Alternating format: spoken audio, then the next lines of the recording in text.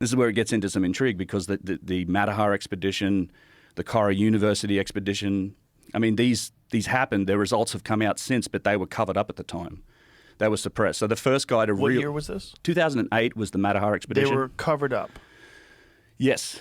Yeah. So what? Is this our boy Zahi? Yeah, Zahi. It is. Zahi. Sorry, It was. And look, Zahi. and again, not my words. This is the words of Louis de Cordier, he's a Belgian artist and entrepreneur who funded and drove the Matterhorn expedition. He did it in conjunction with the Supreme Council of Antiquities, which at the time was helmed by Zahi Hawass.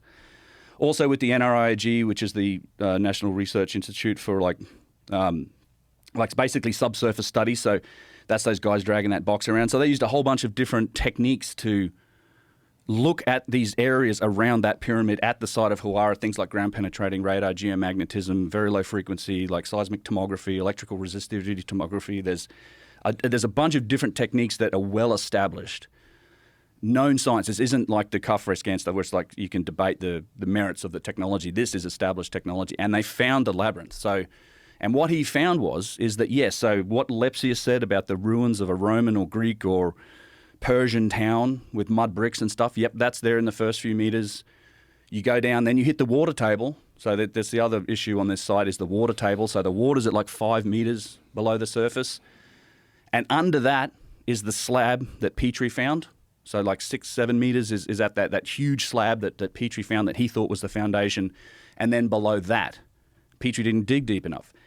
Below that, we can find essentially a labyrinthian structure of granite and very, very dense rocks and walls and like a maze-like structure that has walls that are meters thick. There's another great slide in there that's the green, and it's the actual VLF, right? That's it there. So yeah, so this is at 8 meters with VLF sounding, so you can see like this labyrinthian structure of these walls and all of these lines and walls. So these are like granite, and the scale of this, it's 100 meters vertically by 150 meters. 100 meters tall. Well, no, so vertically? No. So the y-axis, I guess, of this. So we're looking down in the ground here, but you got to look at the scale. Like across the top, that's 150 meters, right? So, I mean, what, 450 feet? So these are big walls. These are big chambers and big walls. For people at home, it's like a football field.